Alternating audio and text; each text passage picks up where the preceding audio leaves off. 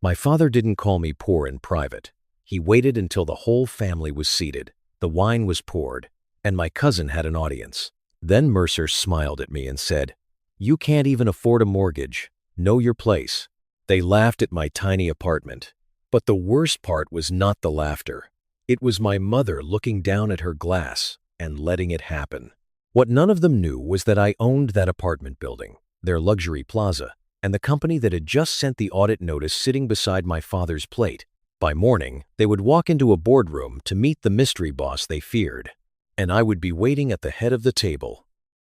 My father called me poor because he thought money was the only thing I lacked.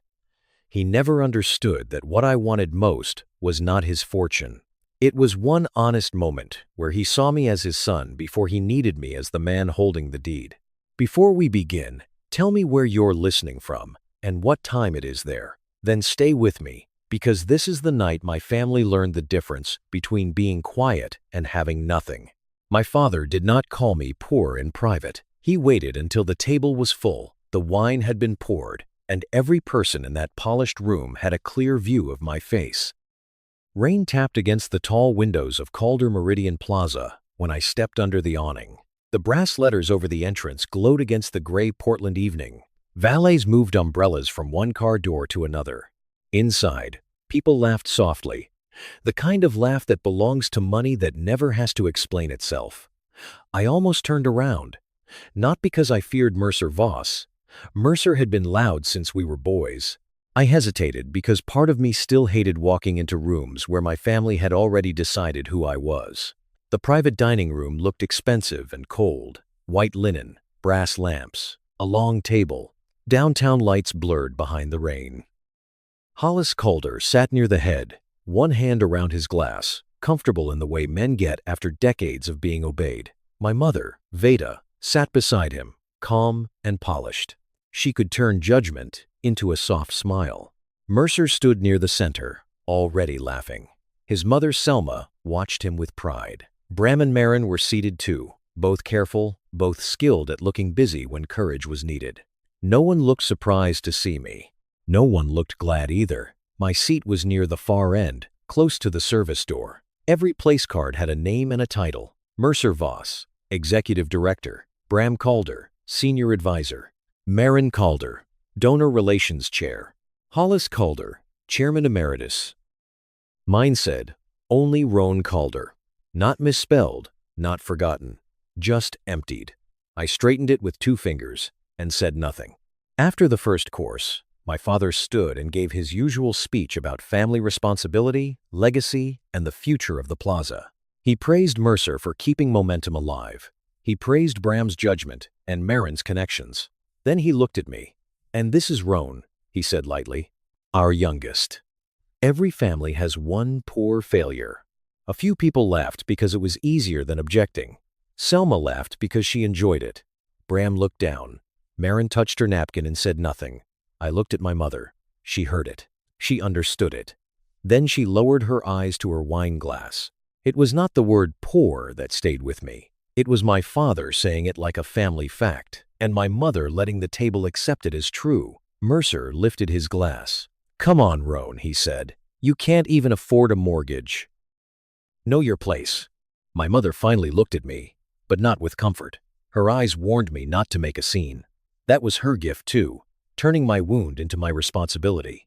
I felt anger rise, clean and sharp, but I kept my face still.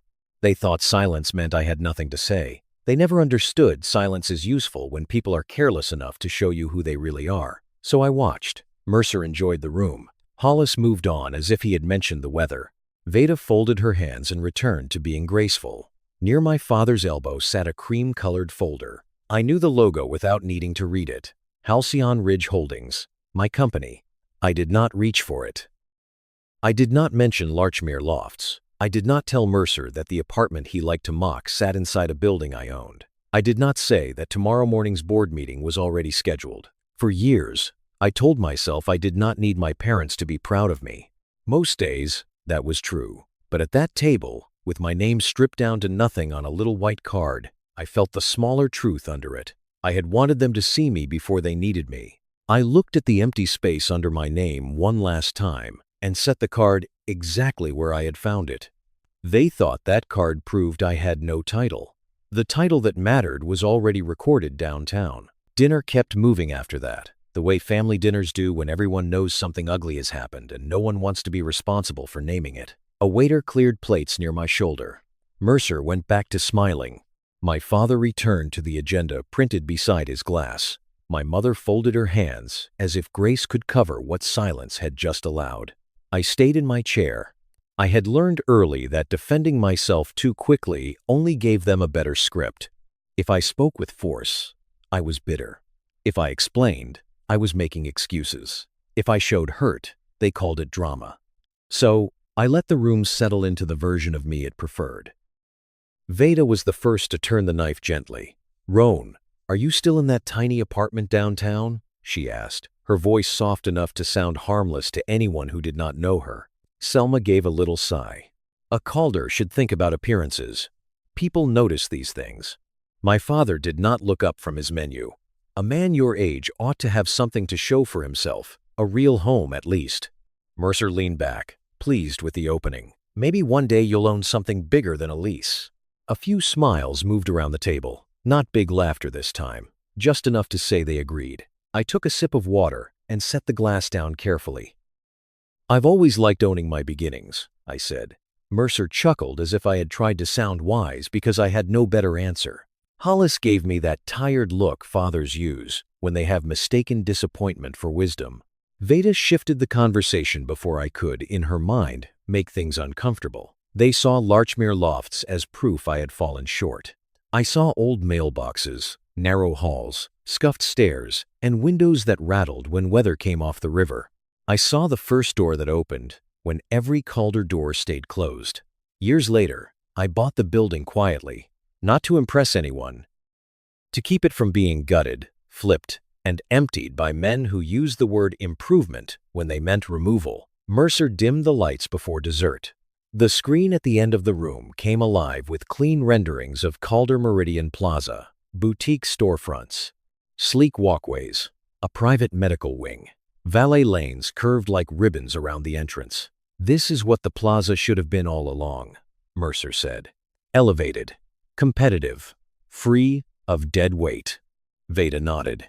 "It looks more appropriate." Selma smiled. "Finally." My father studied the renderings, like they were proof the family still had command of the future. Then Mercer changed slides. A map appeared, and a red circle landed over the blocks surrounding Larchmere. The room did not know it, but I knew every window inside that circle. I knew which tenant on the third floor watered basil on the sill. I knew which stair tread needed repair before winter. I knew the storage room where I kept extra paint and spare hardware, because paying attention to a building is different from owning one on paper. "That whole stretch has been dead weight for years," Mercer said. "Underused land, bad frontage, low-value tenants. We can acquire, clear, and stage it for logistics or later phase expansion." My mother glanced toward me with a careful little smile. "Maybe that will finally get you into a proper place."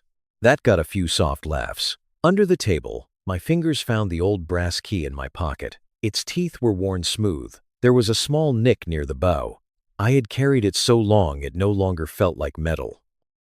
It felt like a warning from the younger man I used to be. Mercer kept talking. "Buildings like that usually fold when they see a decent offer. People want out when the math gets real." I looked at the red circle, then at him.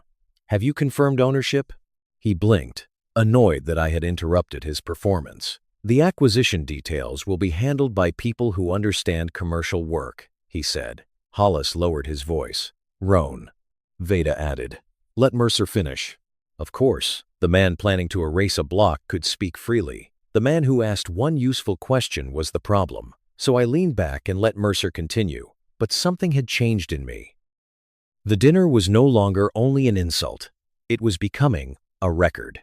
Every careless sentence told me how they saw tenants, old buildings, small businesses, and anyone who could not help them polish the Calder name. For the first part of that evening, I had listened as a son. Now I listened as the man whose company already had reason to review every decision in that room. Mercer tapped the remote again, proud of himself, and the red circle disappeared. The next slide came up. That was when I saw the name of the one shop that could still make me forget how rich I had become. The slide changed, and the room grew quiet in that satisfied way business people get when a plan looks cleaner on a screen than it will ever look in real life. A tenant performance chart filled the wall. Most of the names were the sort of polished labels Mercer admired: boutique fitness, private dermatology, imported furniture, specialty coffee with prices high enough to make a retired school teacher think twice. Then I saw one name in red: Pike & Son Locksmith. For everyone else, it was a line item. Low margin, old-fashioned, not impressive enough for glossy renderings. For me, it was the first place in Portland where someone had looked at me and not seen a problem. My fingers stayed around the old key in my pocket, and the room around me blurred just enough for memory to slip in. I was 25 when I first stood in the narrow lobby of Larchmere Lofts. My jacket was damp from the rain. My application was thin. No cosigner, no family support, no safety net, I was willing to admit out loud. Arlen Pike sat behind a scarred wooden desk with a ring of keys beside his coffee. He had big hands, a patient face, and the tired kindness of a man who had watched plenty of people start over. He looked through my paperwork, then looked at me. No cosigner? No, sir. No family help? I looked toward the mailboxes instead of answering. Arlen did not press. He did not ask me to explain why a Calder son was standing there with wet shoes and no backup. He simply reached for a brass key and placed it in my palm. "A small room is still a beginning, son," he said. "Don't let anybody laugh you out of your first door."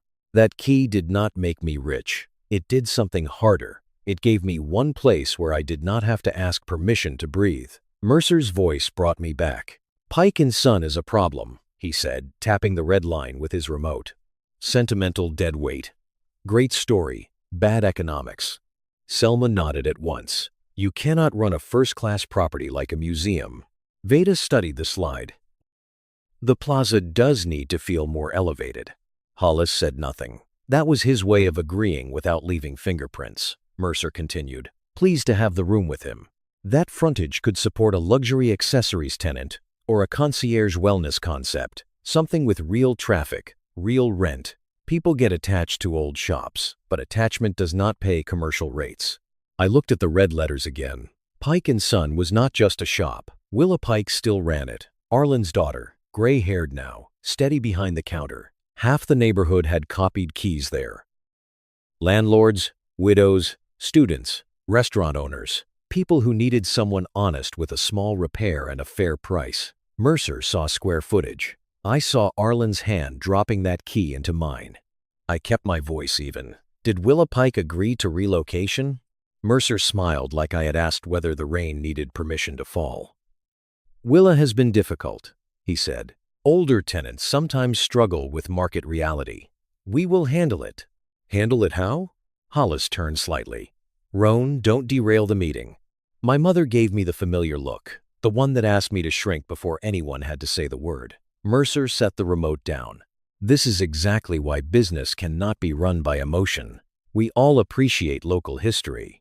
But there comes a point where progress has to matter more than somebody's favorite old counter." That line did something to me.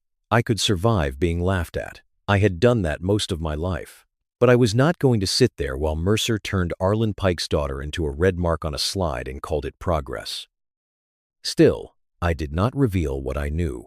I did not mention the lease protections. I did not tell them Halcyon Ridge's preliminary review had already flagged Pike & Son's relocation file. I did not say Willa's name again. I listened. That was what my family never understood. Silence did not always mean surrender. Sometimes it meant I was letting careless people finish building the case against themselves. Mercer moved to the final point on the slide. Removing legacy tenants before the financing review will strengthen valuation and improve lender confidence. At the phrase financing review, Hollis's face changed. Only a little, enough for me to see it. His hand moved toward the cream-colored folder beside his chair. Halcyon Ridge Holdings, the company they feared. The company whose founder was sitting at the far end of their table with an old brass key in his pocket. My father opened the cream-colored folder as if the paper itself had insulted him. The Halcyon Ridge logo sat at the top of the first page. Clean letters, no flourish, no family crest. I had approved that mark years earlier. because I wanted something that did not sound inherited. Hollis adjusted his glasses and read in silence for a few seconds. The room waited.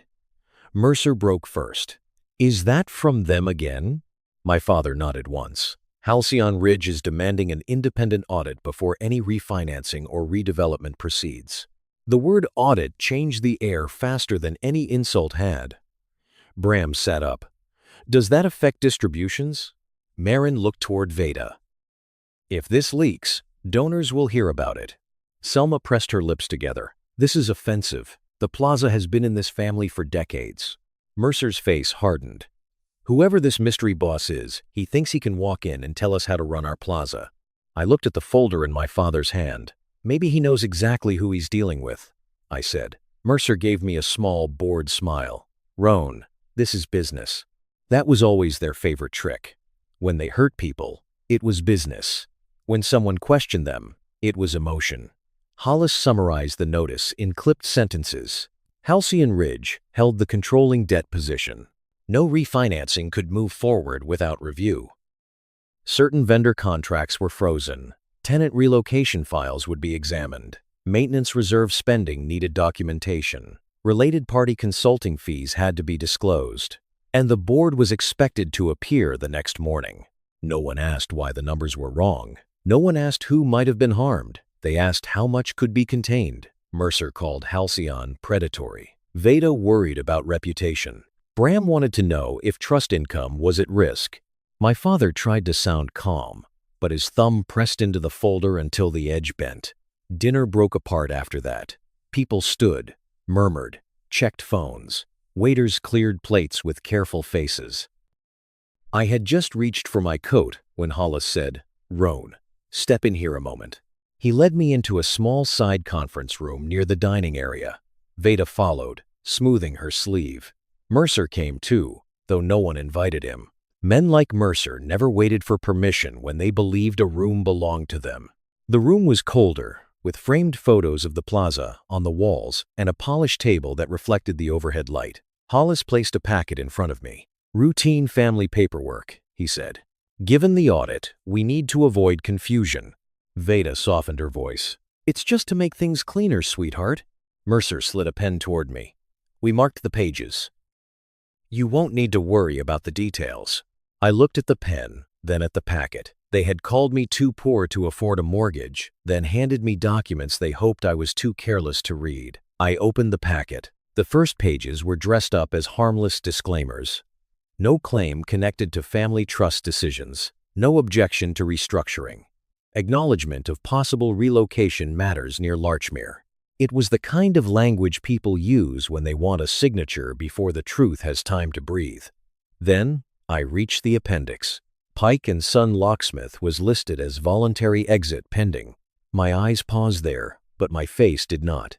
Willa Pike had agreed to no such thing. I knew that from the preliminary review sitting in my office and from the lease protection language Mercer had been trying to work around.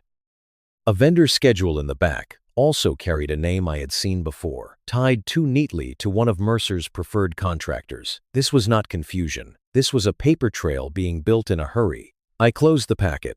"I'll read it carefully," I said. "Someone should." Mercer laughed under his breath. "You always did enjoy pretending you understood grown-up business." Veda gave me a tired look. "Roan, please don't make this more complicated." Hollis leaned forward. "Signing would be best for everyone." There it was again. Everyone. A word my family used when they meant them. I picked up the packet but left the pen on the table. Mercer's smile thinned. People may start wondering why the youngest Calder turns every simple matter into a personal issue. I looked at him for a second longer than he liked. Then they can wonder after I read. No one stopped me when I walked out, because they still believed pressure had done its job. They thought I was leaving with fear. I was leaving with evidence.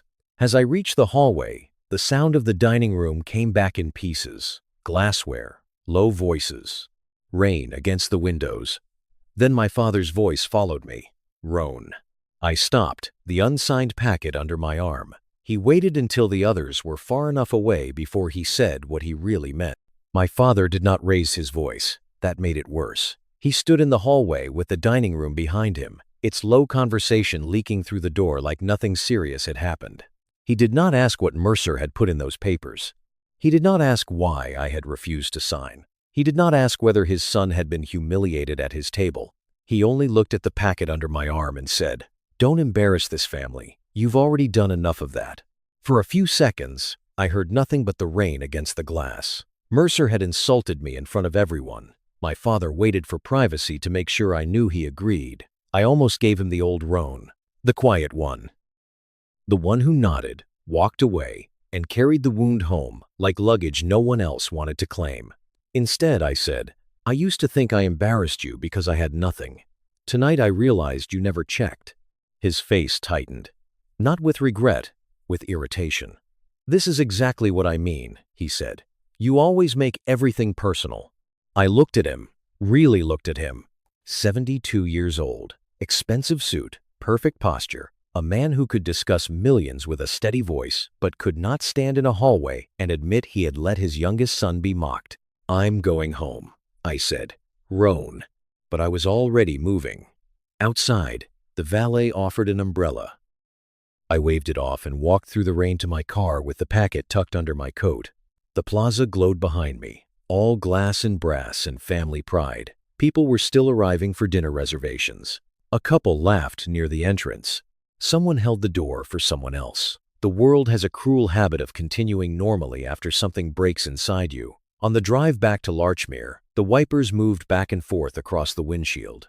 I could have called Tamsin right then. I could have told her to advance the meeting, push the board packet, freeze every file Mercer had touched, but my hands stayed on the wheel. If I exposed them, my parents' name would be dragged into a room full of lawyers and accountants. If I stayed quiet, Willa Pike could lose the shop her father left behind. If I used my power, they would call me bitter. If I refused to use it, people with less power would pay the bill. That was the trap families build well. They make you choose between truth and peace, then blame you when peace was only silence with better manners. Larchmere lofts looked plain when I pulled up. Wet brick, old mailboxes, a hallway light that hummed when the weather turned damp. The stairs creaked under my shoes, familiar and honest. My apartment was small, clean, and quiet. No marble. No view meant to impress anyone. Just a kitchen table, organized shelves, a locked cabinet, and a desk lamp that had seen more real work than half the conference rooms in the plaza. I took the empty name card from my jacket pocket and placed it on the table. Roan Calder. No title. Beside it, I set Arlen Pike's old brass key. The card told me what my family had decided I was. The key reminded me, someone once trusted me with a door before I had anything worth showing. I sat down and opened my phone. Tamsin Vale's number was on the screen. My thumb hovered there. I considered giving my family one more week. Maybe I could secure Willa's lease quietly. Maybe I could let Hollis save face. Maybe I could avoid becoming the son who detonated the room. Then I reopened the packet. The appendix looked worse under my own lamp. Pike & Son Locksmith was marked voluntary exit pending. The date was wrong. The consent language was false. In the back, the vendor schedule tied relocation work to a contractor I had already seen in our preliminary audit notes. My phone buzzed. Willa Pike. Roan. Mercer's office called again. They said Dad's old lease won't hold unless I cooperate. They said they can make it look like I agreed to leave. I don't know what to do. I read it twice. Then I looked at the key. Arlen had not made me beg. He had not made me prove I was worth kindness. He had simply handed me a beginning. Silence had protected me once. That night, it would protect Mercer. I called Tamsin. She answered on the second ring. "Roan?" "They handed me the altered appendix," I said, "and they're manufacturing Willa Pike's consent." "Move the meeting to tomorrow morning." Her voice changed. "You're sure?" "I'm looking at it." "Send me photos, then secure the original." I opened the locked cabinet and pulled out the files already prepared. The recorded deed for Larchmere, the Calder Meridian ownership documents, the loan control agreement, the board resolution, vendor invoices, tenant relocation notes. The preliminary audit packet Niles had built piece by piece. Then I called Leora. "Send the full board packet," I said. No delays. Audra gets everything before sunrise. Leora did not ask if I was angry. Good operators know when anger has already become instruction. By midnight, my kitchen table had changed. The same table my family would have called cheap now held the documents that could remove them from power. I turned off the overhead light and left the desk lamp on.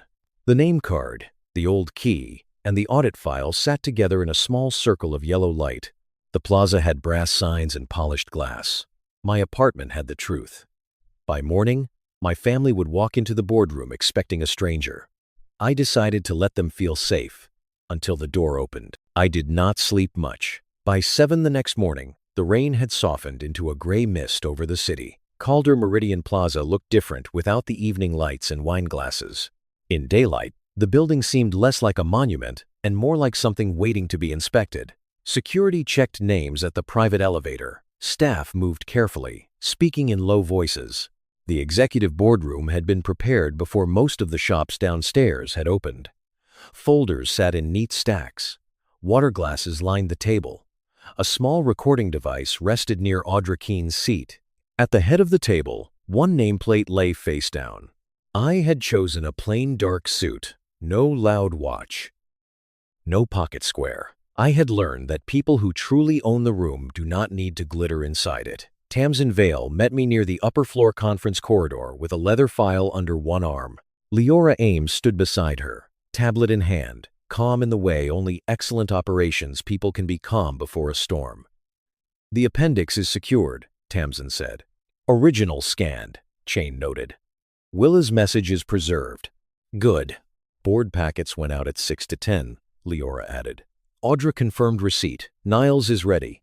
I nodded and looked through the glass toward the boardroom. My family had not arrived yet. That gave me a few minutes to stand in the hallway and remember why I was there.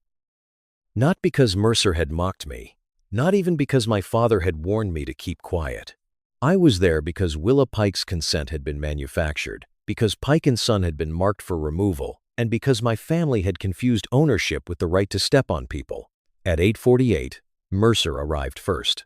He wore a tailored Navy suit and carried a leather portfolio like a weapon. He walked in briskly, gave the room a quick inspection, and set himself near the head chair without sitting in it. That was Mercer exactly. He did not need a seat to claim space. He had spent most of his life mistaking proximity for authority. At 8:52, Selma came in behind him, already offended. Her face had the stiff look of a woman who believed an audit was something that happened to lesser families. At 8:57, Hollis and Veda entered together.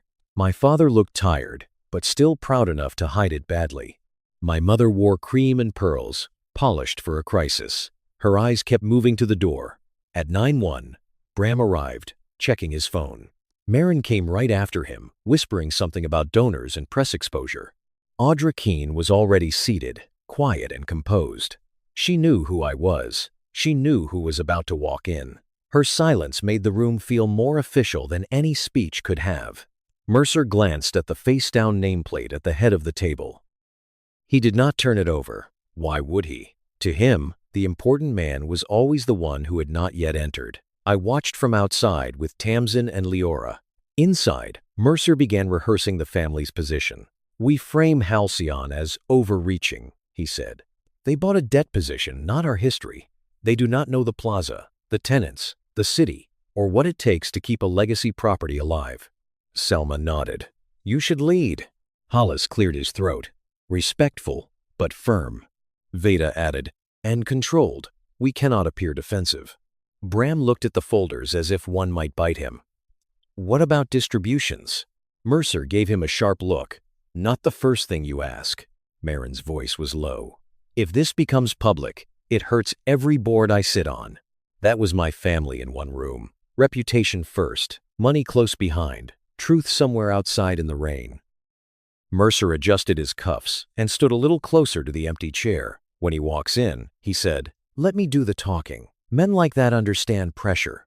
Tamsin heard it through the glass and gave me the smallest glance. Leora did not react. Good staff never spend surprise where focus is needed. For a moment, I was not the founder of Halcyon Ridge.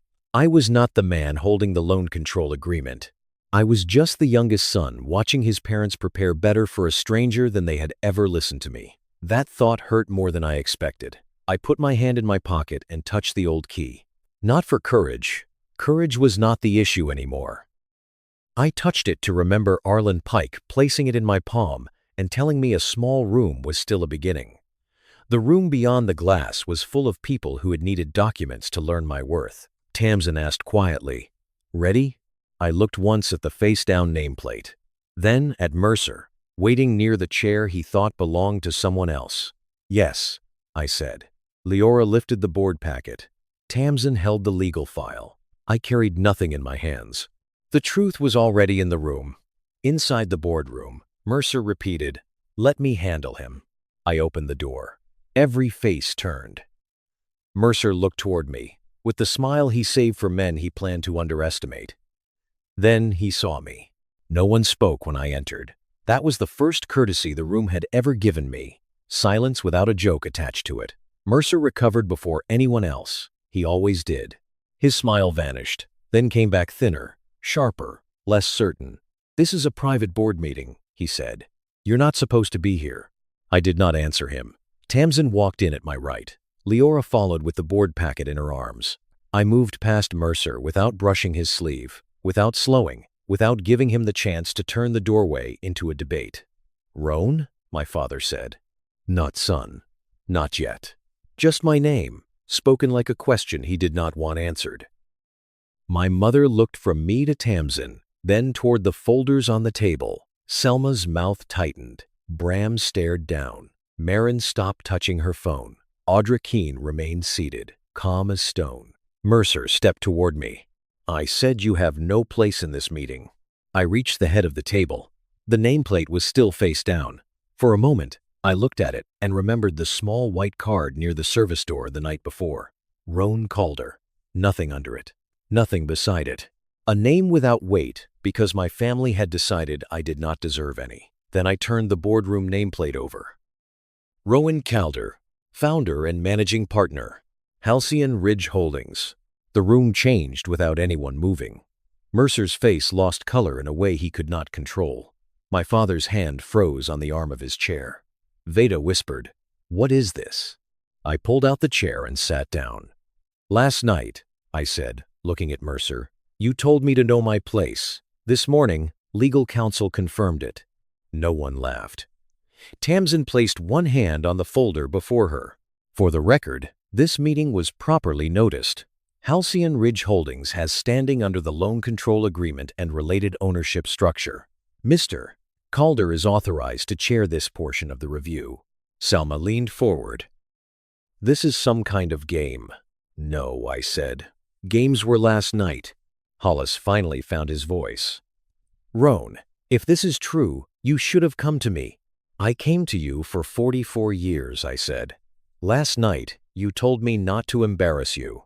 That landed harder than I expected, not because it wounded him, because for the first time, he had no private hallway to hide inside.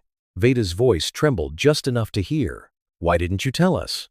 I looked at her, and for 1 second I almost answered as her son. Then I remembered the wine glass, her lowered eyes, the warning look she gave me when Mercer mocked my home. "We can talk about feelings later," I said. This morning, we discussed control, title, and fiduciary responsibility. Leora stepped forward and placed 3 folders in front of me. I opened the first. "This is the recorded deed for Larchmere Lofts," I said. "The apartment you laughed at is inside the first building I bought and preserved." Mercer's jaw tightened. I turned to the second folder. "This is the ownership agreement showing Halcyon Ridge's controlling position in Calder Meridian Plaza." Bram lifted his head then. People like Bram always heard control. I opened the third. "And this is the loan control agreement. Halcyon acquired the debt position that kept this plaza out of foreclosure and triggered audit rights after covenant concerns." I let the pages sit where everyone could see them. "You brought opinions," I said. "I brought recorded title." Mercer tried to smile, but there was nowhere for it to go. He had been right about one thing the night before. I did not have a mortgage on that apartment. I had the deed. Hollis stared at the papers as if they had been written in a language he used to speak and had suddenly forgotten. "You bought into our plaza behind our backs," he said. No, I answered. I stabilized an asset your leadership put at risk. Our leadership? Mercer snapped. Yes. The single word seemed to offend him more than a speech would have. Marin looked at Veda. Mom, did you know? Veda shook her head slowly. Of course, she had not known. None of them had looked close enough to see me. They had only looked long enough to judge the shape of my life. Mercer placed both hands on the table. You think paper makes you clean? I stayed still. He pointed toward the folders. You sat at our table last night and said nothing because you wanted this. You wanted us cornered. You wanted to walk in here and prove you were better than everyone. There it was. The turn. He could no longer say I had no power, so he reached for motive. He could not erase the documents, so he tried to stain the man holding them. I looked at Tamsin, then at Audra. Both understood. The audit had not even started yet. Mercer straightened, sensing a new way to fight. This is not oversight, he said. This is revenge. Mercer did not wait for the room to breathe. He turned away from the documents and aimed himself at my parents because he knew exactly where the soft places were. He didn't save this plaza, Mercer said. He hunted it. The sentence did what he wanted. Hollis looked up. Veda's eyes moved from the deed to my face. Bram leaned back, like the table had shifted under him. Mercer opened his leather portfolio and pulled out a thin file. This is not oversight, he said. This is a son's revenge dressed up as due diligence. He laid out a clipped email from me to Tamsin. One sentence was highlighted. If the family refuses to correct course, we take control before they destroy the asset. Selma made a small sound of satisfaction, as if Mercer had finally produced the truth she preferred. Then Mercer showed an internal memo, listing debt pressure, governance failure, vendor irregularities, and family conflict risk. He made it sound like a battle plan. Last came a draft press statement, harsh enough to make Halcyon look like it had wanted public embarrassment from the start. Mercer looked at my parents. He sat at your table last night and said nothing because he wanted you to humiliate yourselves. He set you up. That one reached me.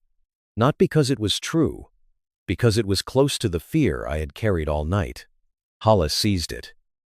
I knew this was personal. Veda looked wounded now, which would have meant more if she had looked that way when they called me a failure. Roan, did you want to punish us?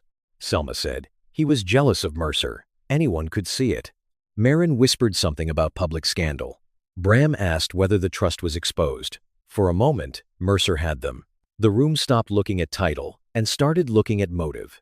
I felt the old role trying to settle over my shoulders again. The difficult son, the one who embarrassed the family, the one who had to prove his pain was not a character flaw. If I argued like a son, Mercer would win. If I stayed quiet, he would own the room. If I opened with fraud, they would call it revenge. So I changed the order. Tamsin, I said, start with the tenant timeline.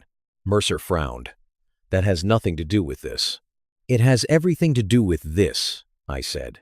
Before we discuss what I took control of, we'll discuss what I stopped from being destroyed. Tamsin opened the full board packet. Calm, clear, no theater. She showed the timeline. Halcyon acquired the debt position when Calder Meridian Plaza was approaching covenant breach. Before any transition, I ordered a pause on tenant displacement. I required lease review before relocation. I flagged Pike and Son Locksmith for protection. I instructed that no redevelopment plan could proceed until small business impact was documented. Then she displayed the full email Mercer had clipped. The next sentence read, tenant protections must be secured before any transition. I looked at Mercer.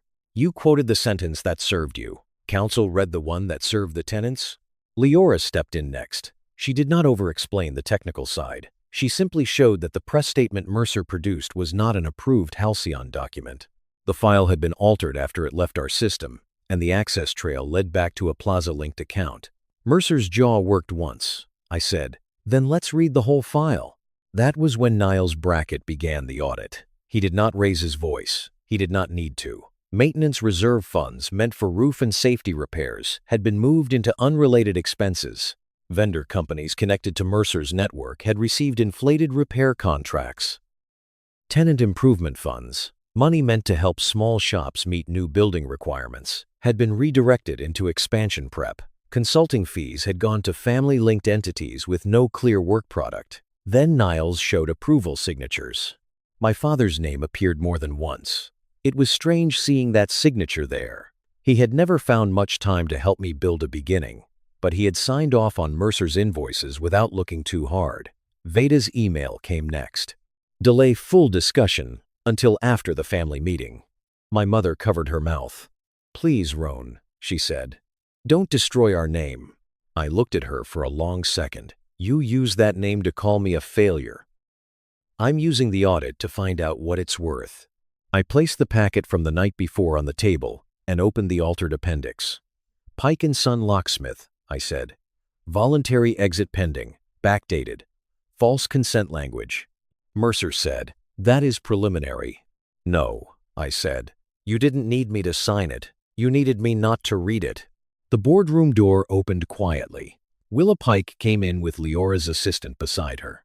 She wore a raincoat, carried an old ledger against her chest, and looked more tired than nervous. When she saw me, she nodded once. Audra gave permission for her statement. Willa opened the ledger. My father kept notes on tenants. Repairs, keys, people who needed time. Her voice steadied. "When Roan first rented at Larchmere, Dad wrote this."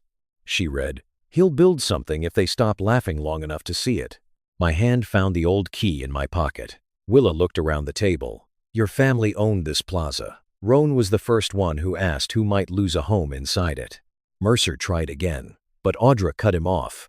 "The findings will enter the board record. Council will prepare preservation notices for emails, vendor files, relocation documents, and all communications tied to Mr. Voss's office." The room went still. Hollis looked at me then, not with pride, with fear, with loss. Maybe with the first edge of understanding. "Son," he said quietly, "please, we're family." I closed the folder in front of me. "You had that chance last night." My father's words stayed in the room after he said them. "Son, please, we're family." I had wanted to hear that word from him most of my life, not as a rescue call, not as a shield, just as something honest. But he said it after the deed, after the loan control agreement, after the audit, after Willa Pike stood in front of them with her father's ledger. That morning, son did not sound like love. It sounded like the last handle on a locked door. I looked at Hollis, then at Veda, Mercer, Selma, Bram, and Marin.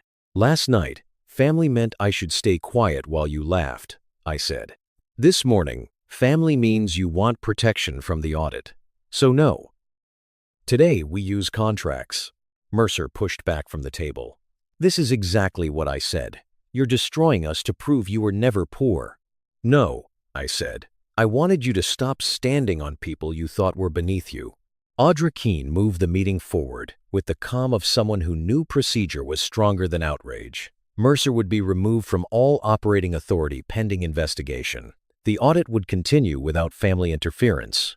Vendor contracts tied to questionable entities were frozen.